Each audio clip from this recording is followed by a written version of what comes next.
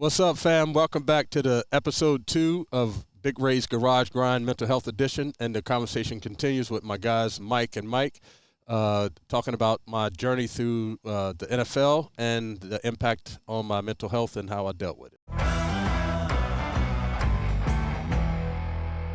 Have this nice career, 9 years, 10 training camps. Been through some battles, Yes. even got a couple receptions, offensive lineman with some couple receptions, some yak after that, and life after football, man. What is that like? I think a lot of guys really don't realize how hard that transition is from being a dude on every Sunday that's relied upon to, all right, what do I do now? Well, that's a good way to start it, Mike, because retiring is hard. Like, this is like one of the only sports where you don't normally retire at your own will. It's something, an injury, or you get cut, or something like that. And for me, I had 2 knee surgeries. I had a plate and 10 screws in my leg and a screw in my ankle, like all this stuff that I'd had over my career, broken all my fingers and all this stuff. And it just got to the point where, man, I was hurting. In training camp, I was hurting. And so I would get to the training room. They had an intern they assigned to me. I get to the training room at about 6 o'clock in the morning just to get my body warmed up to practice the first practice in training camp. And then after that practice, I would get on the golf cart to get back to the locker room because I just couldn't walk back to the locker room. And so I did this whole song and dance for all the training camp that last year. And then we played, I think, Cincinnati in a preseason game, and we were having training camp up in Saginaw, Michigan, which is maybe like a 2-hour drive from Detroit.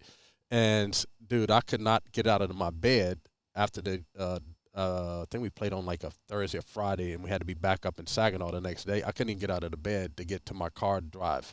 I was just stuck in the bed. Just to put my feet on the ground made my whole entire body hurt.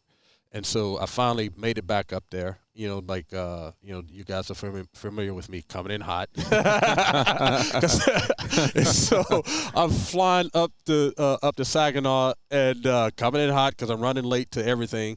And I go right to our team doctors, and I'm just like, yo, man, like, I don't know, my body's hurting, like, and I need something, like my knees are hurting.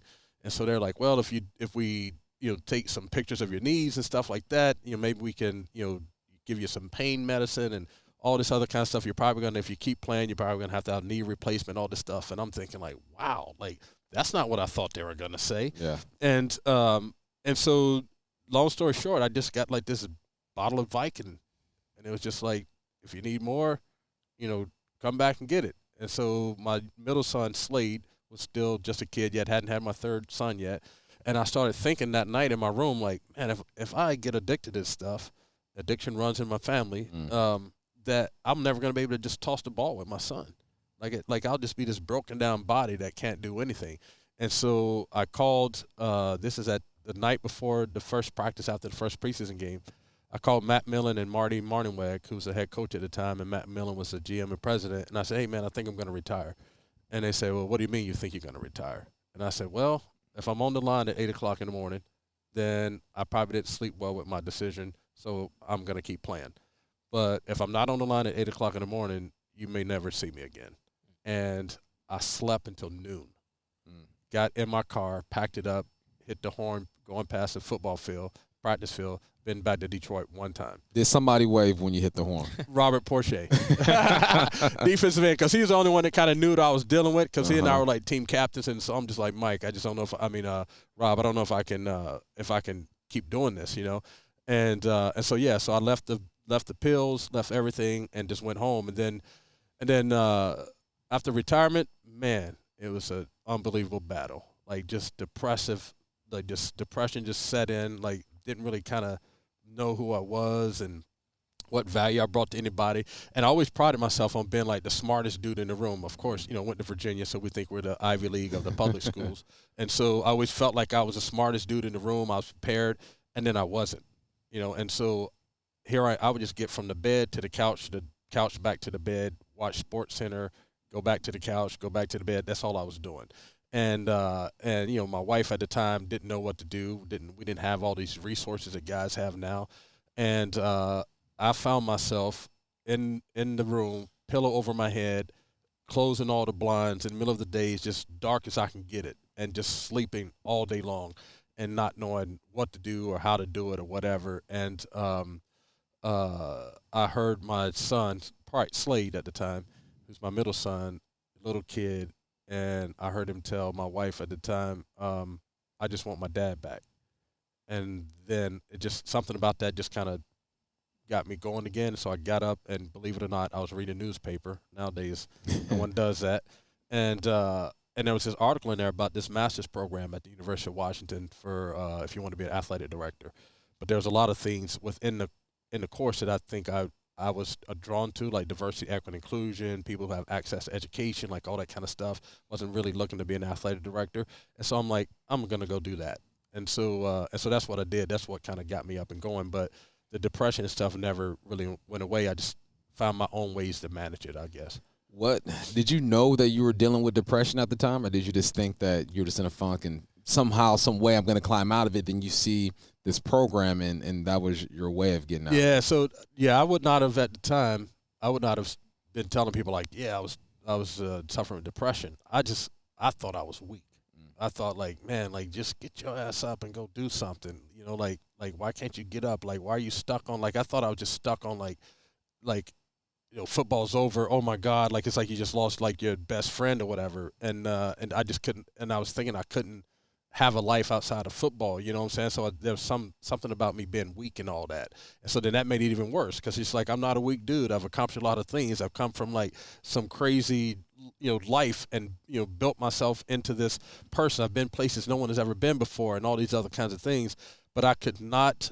It was like I was in a wet paper bag. I just could not fight my way out of it. It's like it was just sticking to me everywhere. And so it came across more as like, what the hell is wrong with me, more than it does like somebody tell me I was suffering depression. Like I never, not at that time, I didn't go anywhere to get any medication or anything like that. It was just like I was just trying to power muscle through it, like you're trained to do as an athlete. Like Right. if lift more weights. I remember going to the gym. I'm just like, well, I'll just keep lifting. I'm like retired. I'm still bench pressing like 500 pounds, and I'm like, why am I doing this? Like, you know what I'm saying? But it was just trying to get back whatever it was that I thought I lost that made me who I was.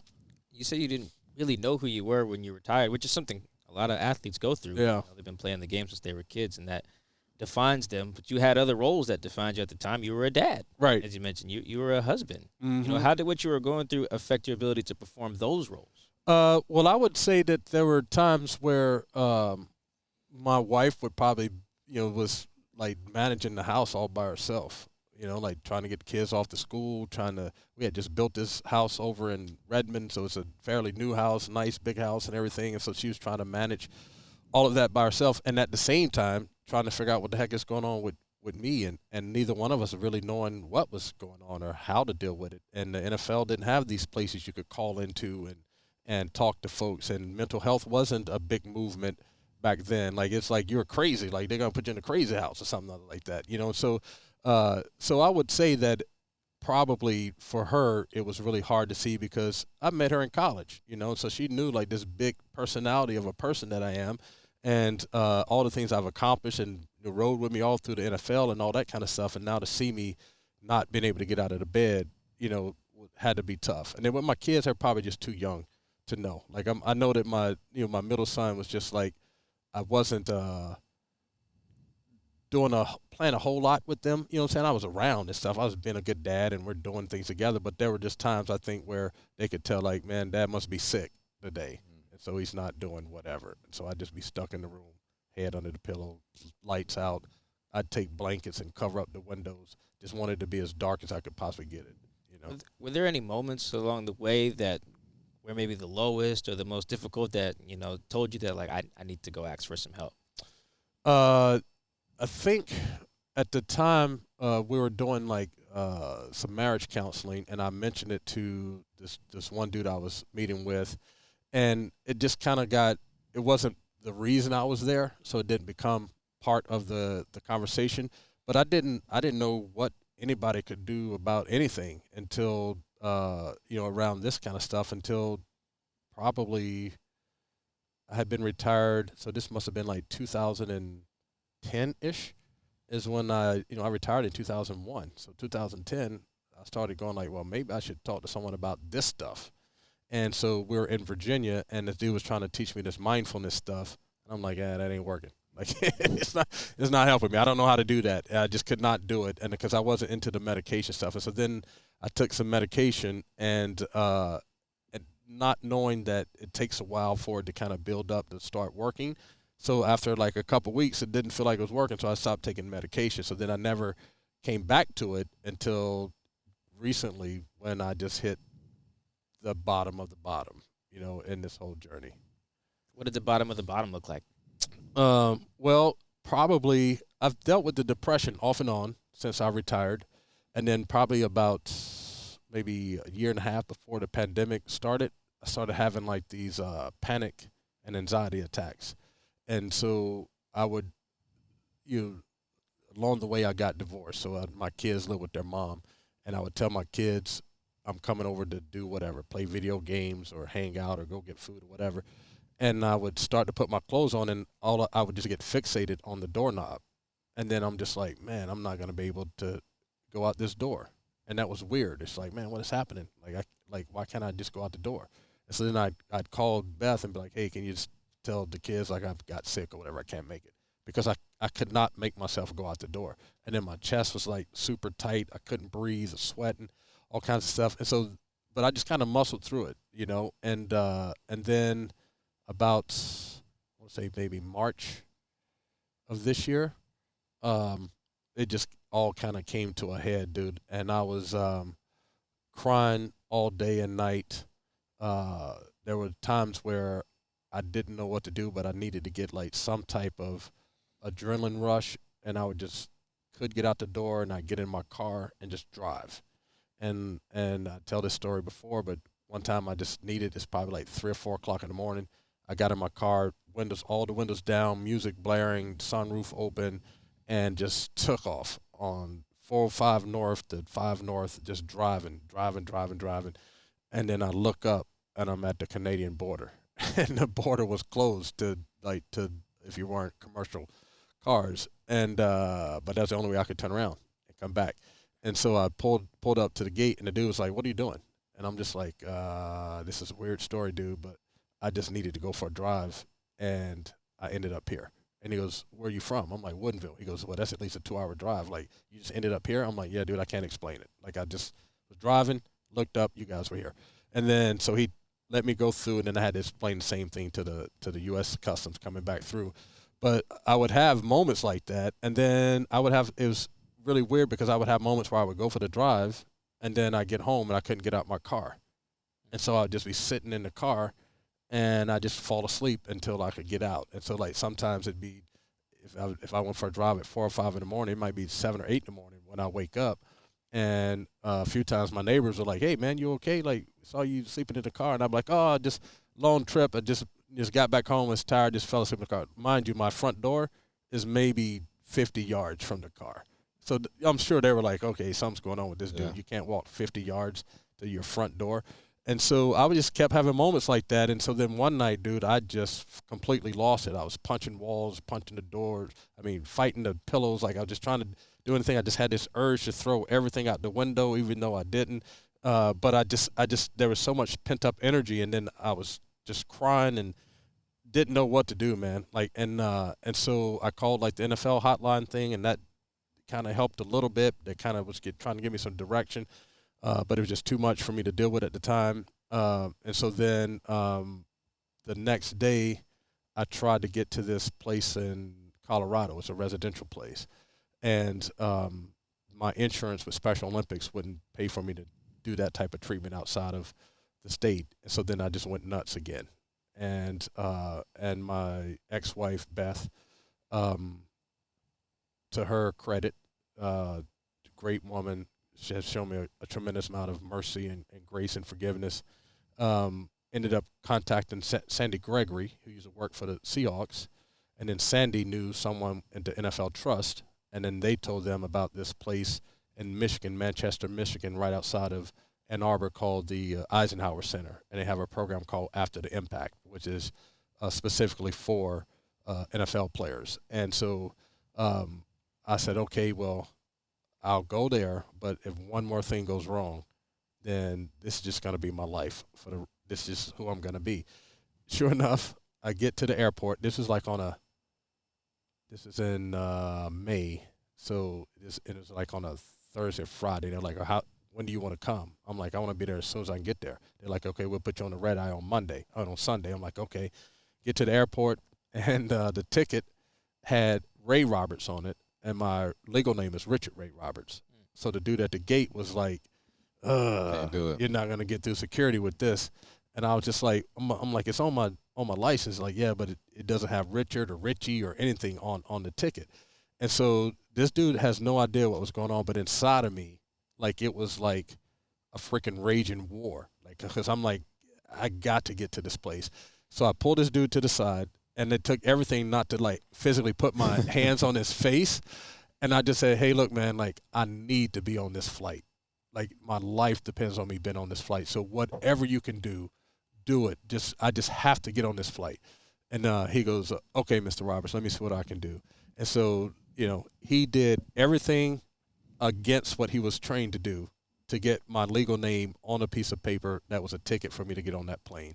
And because if that guy had not done that and I had missed the flight, I wouldn't have hurt myself, but I probably mentally and emotionally wouldn't have been in a place to be sitting right here today. Like, it just would have been difficult because I would have given up trying to get help, and it just would not have been pretty. But was able to get to the Eisenhower Center and after the Impact program, and was a tremendous good call on Sandy's part, good call on Beth's part, and to get me there, and thanks to that flight attendant or that flight dude that got me there. What's that program like?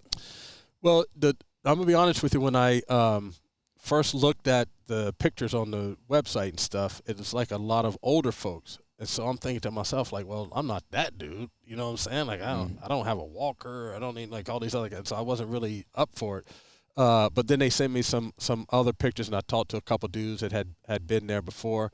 And essentially it's a house on about 4 or 5 acres, and the house has 6 rooms, and there's 6 guys there at a time. And then they bring all the therapy to you. So recreational therapy, cognitive therapy, one-on-one counseling, physical therapy,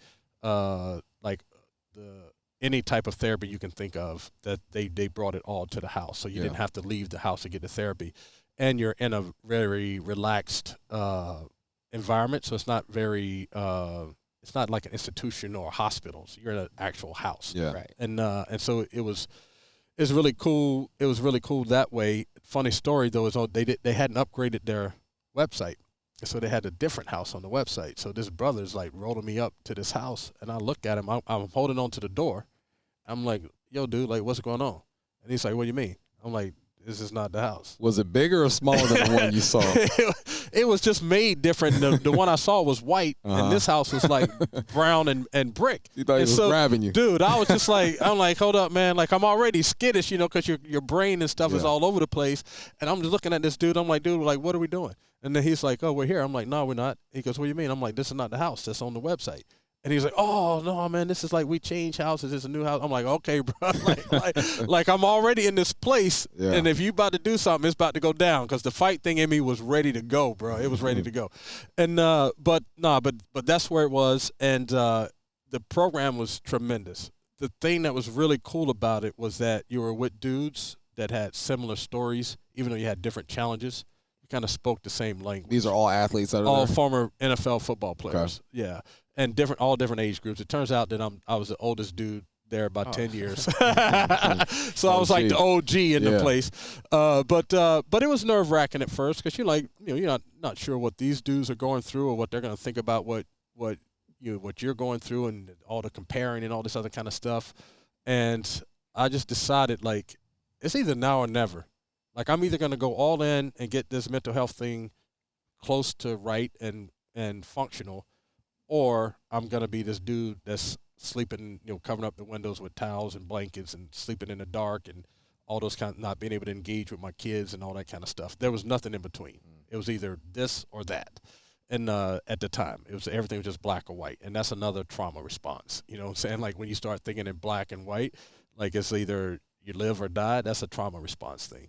And so that's kind of where I was going into this thing. But I just decided to just get treated like training camp. And I said, they gave us this little book of resources and coping skills to practice. And I said, I'm going to do this twice a day, in the morning and in the afternoon. And then I'm going to do anything they ask me to do. I'm going to do. I'm just going all in. And then my number one goal there was, because here I couldn't get out the door, and that kept me from seeing my kids. Like, honestly, like, we do the radio show, we do the pregame, postgame show, and sometimes when I was coming in hot, it's because I was having to talk myself out of my apartment, open the door, walk down the steps, get in the car, start the car, leave the parking lot, make it to the first red light, get to the second red light, get to the freeway, get to 520. Like, I had to talk myself all the way to the show or to the stadium, and so I just decided with this thing, I'm just going to go all in and just do whatever. So I practiced it just like two-a-days, and just did every single thing that they asked me to do, and just really attacked it, and didn't really care about what other people there thought about my journey. This was my journey. And so I was a little freaked out, and we had like these different therapists come in, and this one recreational therapy lady came in. It's like, oh, I need to talk to you. Like, what are the things you like to do, like to fish or ride the bike or da-da-da-da-da. And I'm like, I like to draw and paint, play the bass guitar, like all this other kind of stuff.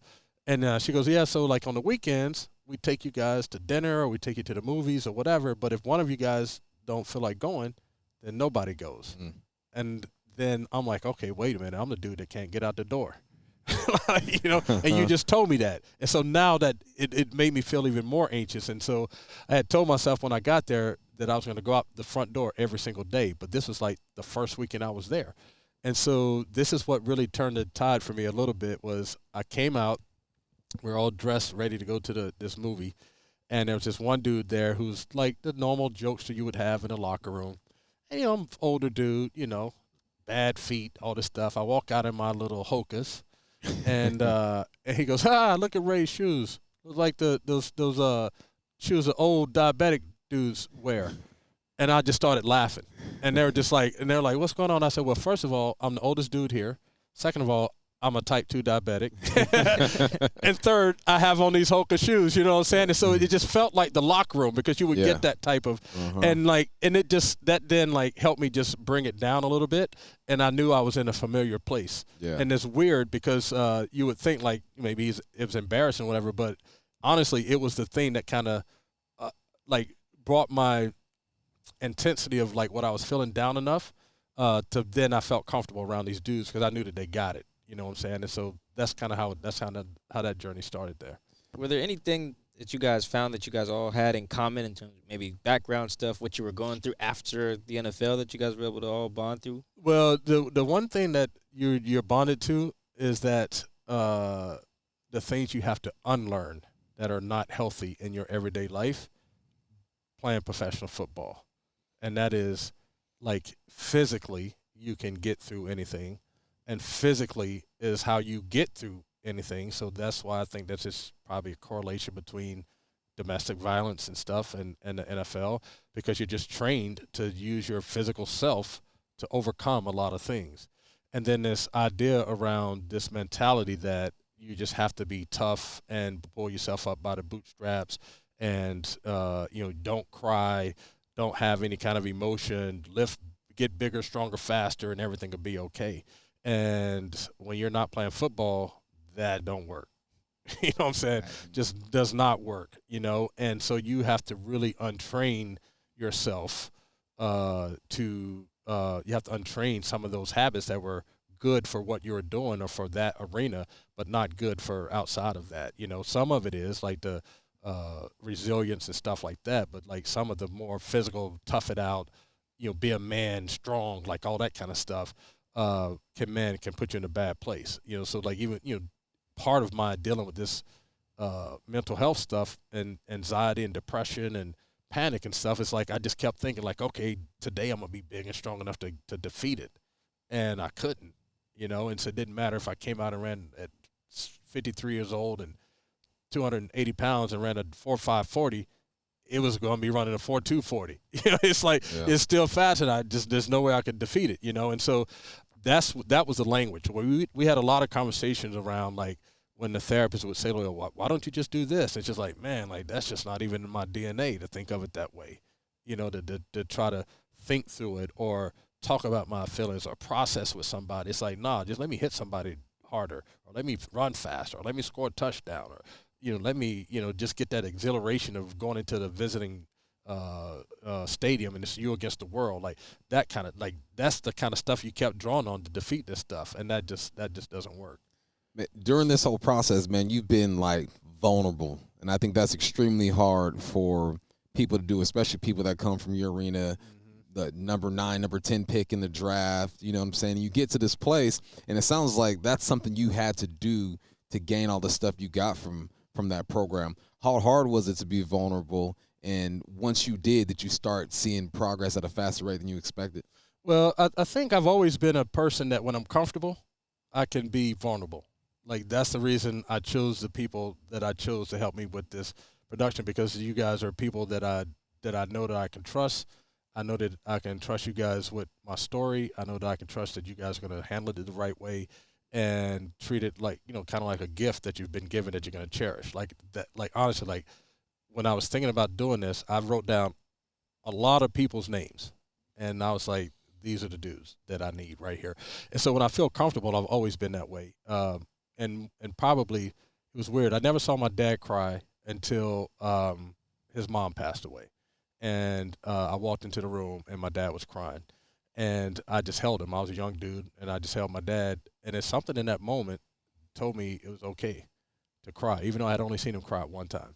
And so I've always been a dude that could share my emotions and things when I'm comfortable. If I'm not comfortable and I think that people are going to joke it or it's going to get dismissed or whatever, then I just kind of swallow it and just kind of deal with it. But I think the thing that was motivating me the most is that my number one goal right now is to be the world's greatest dad, period. That's the only when I wake up in the morning, when I go to sleep at night, that is my goal, is to be the world's greatest dad. And I could not do that if I did not get myself in a place where I could show up for them, because you can't be great at anything if you don't show up. Showing up is the first thing. So that's why like it sometimes when I hear like people talking about these participation trophies and things, like part of participation is showing up.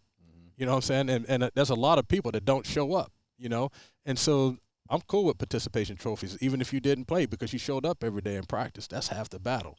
And so to be a great dad, I had to be able to show up. And to be able to show up, I just had to put all of it on the table and just open myself up, expose myself like to as emotionally to all these other dudes that were there that would like, I mean, it's some big dudes, muscles, plays like huge dudes there. And but I was just like, you know what, man, like I'll probably never see these dudes ever again in my life, but I'm gonna see my kids every day. And so I got to do this so that I can be the dude I want to be for my kids. And so once I did that, it just seemed like, and not that I didn't have struggles. I still had days that were tough, but I had to start finding ways to count the little wins. Because I showed up in that black or white space. It was either this or that. And I remember I was there for 4 days, and I had my first one-on-one therapy session with this lady, and I was frustrated. Like, man, I'm trying all these skills and nothing's helped working with me. I'm putting my face in the cold water, taking cold showers, going for walks, all this stuff, and the anxiety is still just killing me. And she just looked at me and was like, dude, and that's my word, dude. I say dude all the time. Dude, you only been here 4 days. And I was just like, yeah, you're right. And so let me just like dial it back a little bit. And then that just even just the way she spoke to me just kind of put me in a place where, okay, I'm just how I'm going to attack this thing every day.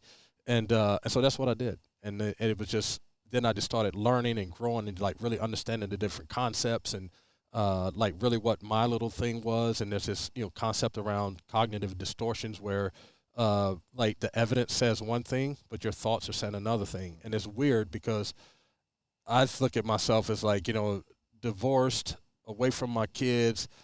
To me, that is probably like one of the biggest failure in my life. I've never failed at anything except for my marriage.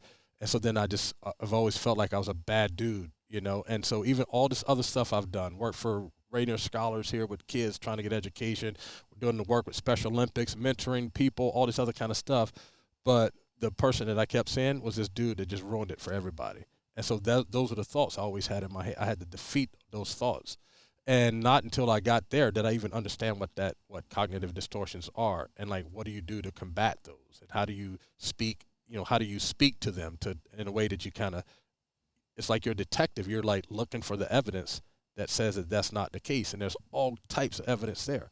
Like all the dudes that were there, like, dude, like, I don't even know how do you even think of yourself that way? Because you're helping us do this thing and you're doing that thing and you have this great spirit and personality and all that. I'm like, yeah, but dude, all I see is this bad dude. I just see this bad dude. And like, I just have to find a way to defeat these negative thoughts in my head. And then there was this other concept around reframing. So like one day it was hard and I just stayed in the bed for about half the day, covered up the windows and everything. And so then I was mad because I'm like, gosh, dang it, this is not what I wanted to do. This is not where I came.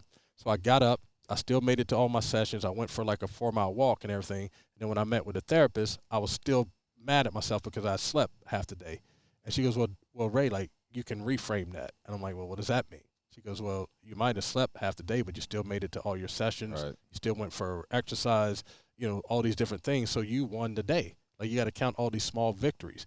And then that became my thing. Like, I knew right away those are the two things that were going to help me get out of this thing, was reframing things and then also challenging all these negative thoughts. So even to do that, like, I would get up every morning and I would just write the same list every morning. Like, I'm a good dude. I'm a good dad. I'm good at my job. Here are the people that love me. All y'all names are on it. Like, here are all these people. Like, I would write the same list every day. I could show you the thing where it was the same thing every day. And just to kind of reprogram my thoughts to this more positive space. And those are the two things that really help, the reframing and challenging these cognitive distortions. How do you maintain the good space that you're in right now? Well, the good thing that came out of it was, first of all, like, really letting you guys know, because, like, honestly, this is like my support system. Like, when I come to do the games and things, or when I'm arguing or following you on Twitter, and, like, even though we debate, we have different opinions sometimes, like, that's kind of what helps me kind of stay afloat. But there were two dudes that I really connected with while I was at the Eisenhower Center, and we text each other every single day, every single morning. And then because we all know each other's journeys, I can just say, hey, man, like, that thing is on my back today. And then they just start going like, okay, like, do the reframing thing, challenge the thoughts, look on page whatever in that book. Like, this is what that thing. So we just kind of stay with each other that way. So then it's like, you guys are probably going to laugh when I say this, but you get momentum. He loves that word. He hates that word. So that's why you finally bought into a little bit of momentum. Exactly. Okay, I get it. Yeah, so you get a little momentum, and so then it just be kind of like, so like one day I started this thing like, okay, every Saturday I'm going to go for a hike just to kind of get out into nature, put the world behind me, everything. I'm just going to go for these hikes. And so I started doing that, and then one day I went and came back. Dude, I was just feeling so full of energy. Everything. Got back to my apartment and was just like, dang, now I'm here all by myself. Ain't got nobody to come home to, blah, blah, blah. It ruined the whole day. It ruined Saturday and then all day on Sunday. And then I talked to my therapist. She goes, well, how could you have reframed that? And I said, well, I could have said, like, man, I put in a good day hiking. I'm going to go home, kick my feet up, have a cold beer, watch some college football, da-da-da-da-da-da-da. And so the next week, I went, I think it was Discovery Park. I walked freaking the whole park. And about a mile before my car, I started going, okay, I'm going to go home, kick my feet up. Like, I'm going to have a cold beer. I'm going to watch some football. I'm going to see what my kids are doing. And it completely changed the whole dynamic. And so then that made me a believer in that. So I'm constantly reframing, and I'm constantly challenging thoughts. And it's now that has become the automatic go to versus the automatic negative thoughts. As soon as I start to feel it or start to have little cues that it might be happening, one of the cues is that I start Uber eating a lot, way too much, and then I go like, okay, something's going on. And so then I start challenging what I'm thinking, and it's just like learning the skill in training camp. Like, it took me going through there. I was there for 32 days, and so it took me all 32 days to really understand what is be like learning a route, or like when you first started writing or doing radio show. Like, you have to find the rhythm and go like, okay, now I got this. I feel good doing it, where it becomes automatic. And so now it's more automatic than it's ever been. So that kind of helps me stay in the lane that I need to be in.